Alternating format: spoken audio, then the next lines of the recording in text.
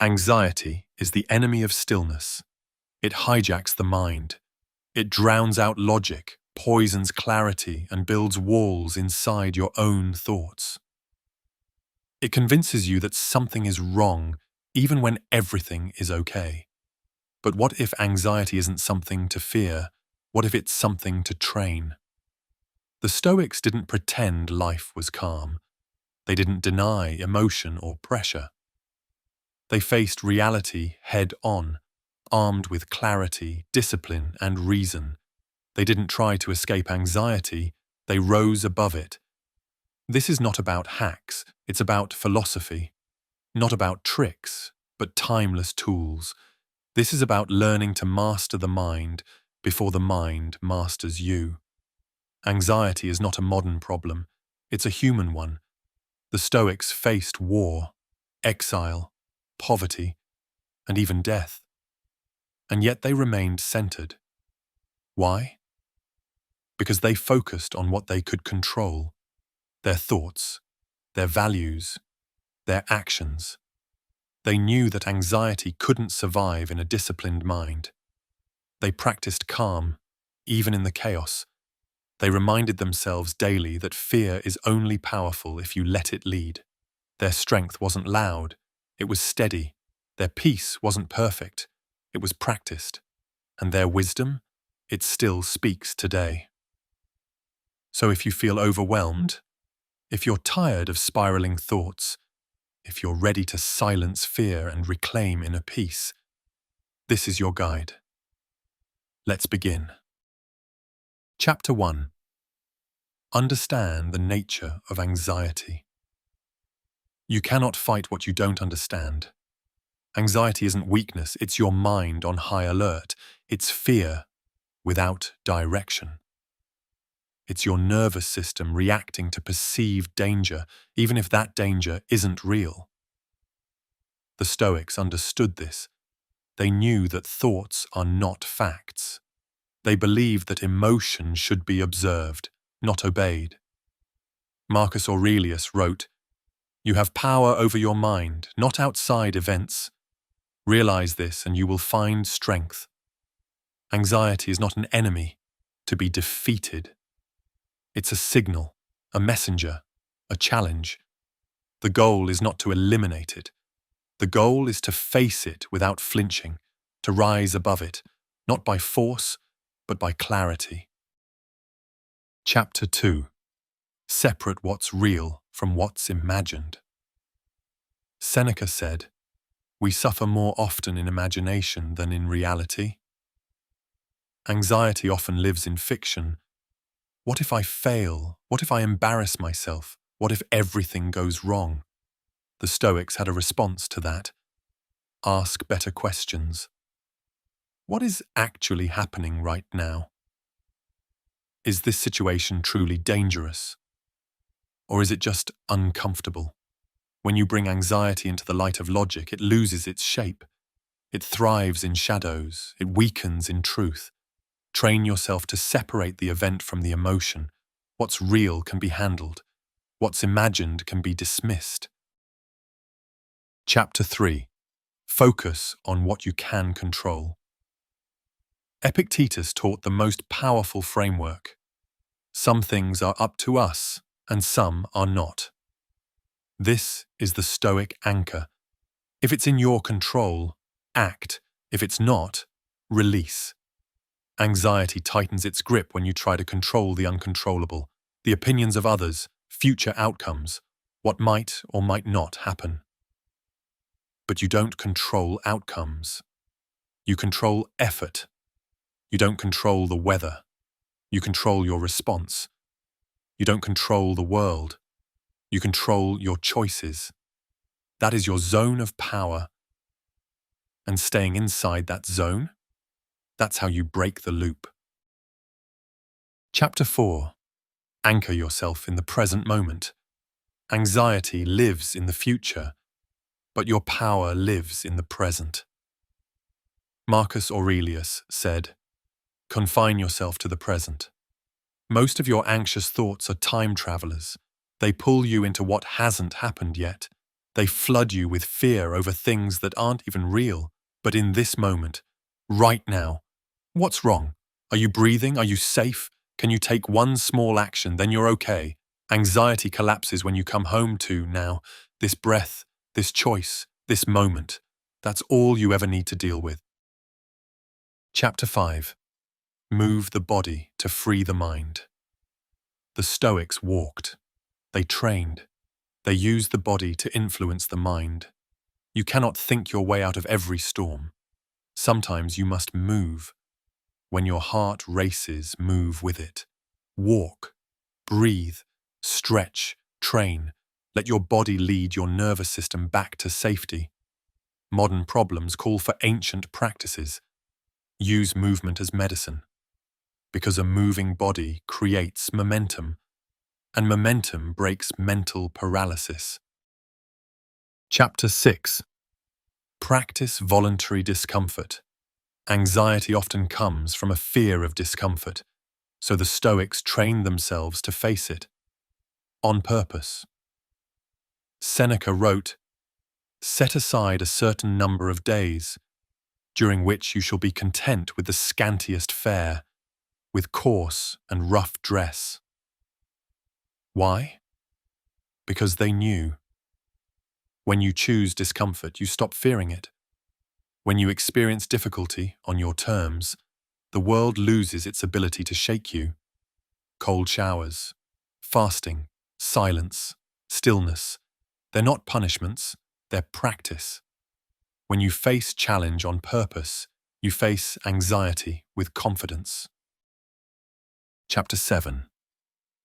Use reason to calm emotion. The Stoics never said, "Don't feel." They said, "Don't be ruled by feelings." Epictetus taught that emotion is like a wild horse. It's powerful, but it must be led by the reins of reason. When you feel anxious, ask, "What is this feeling trying to tell me? What would a wise person do next?" You don't silence fear by ignoring it. You silence it by understanding it and then moving through it. Emotion is information, but reason is the leader. Chapter 8. Control the input. Your mind becomes what it consumes. Anxious input creates an anxious mind. The Stoics were intentional with their attention. They didn't scroll, they didn't chase drama. They cultivated inner peace by choosing what they allowed in. So ask yourself, what am I watching? What am I listening to? Is it strengthening me or stressing me? Your peace is your responsibility. Guard it like it matters, because it does. Chapter 9. Journal to untangle the chaos. Marcus Aurelius journaled every day. His words weren't meant for others. They were reminders to himself. Anxious minds are cluttered. Journaling clears the fog. Write what you fear. Write what you believe. Write what's true. You'll see the lies on the page. And from that clarity comes power. Don't carry every thought. Put them down. Sort them. That's how the Stoics cleaned the mind. Chapter 10. Embrace mortality. Memento mori. Memento mori. Remember you will die. It may sound dark, but to the Stoic, it's freeing because it puts things in perspective. That meeting you're anxious about, it won't matter in a year. That opinion you fear, it will fade. That future you obsess over, it's not guaranteed. What is guaranteed is this moment. Marcus Aurelius said, "You could leave life right now." Let that determine what you do and say and think. Let it wake you up. Let it remind you that fear has no place in a short life. Not because danger isn't real, but because you don't have time to be ruled by it. Chapter 11. Let go of the need for certainty. Anxiety thrives on the illusion that you must know everything in advance, that every step must be guaranteed, that every outcome must be clear. But the Stoics didn't worship certainty. They embraced the unpredictable. They didn't ask for smooth roads. They asked for strength on rough ones. Marcus Aurelius reminded himself, "Don't demand that things happen as you wish, but wish them to happen as they do." You don't need to predict everything. You just need to meet life as it comes with presence and principle. Certainty isn't required for peace. Acceptance is. Chapter 12. Let go of the opinions of others. Much of your anxiety is not even yours. It's fear of judgment, fear of rejection, fear of not being liked. But the Stoics didn't live for approval. They lived for alignment with their values, not other people's preferences. Epictetus said, "If you want to improve, be content to be thought foolish and stupid." People may misunderstand you. Let them. They may doubt you. Let them. You don't need everyone to approve. You need to approve of the life you're building. And that's what quiets the noise. Chapter 13. Be ruthless with what you feed your mind. The anxious mind is often a cluttered mind. You let in everything.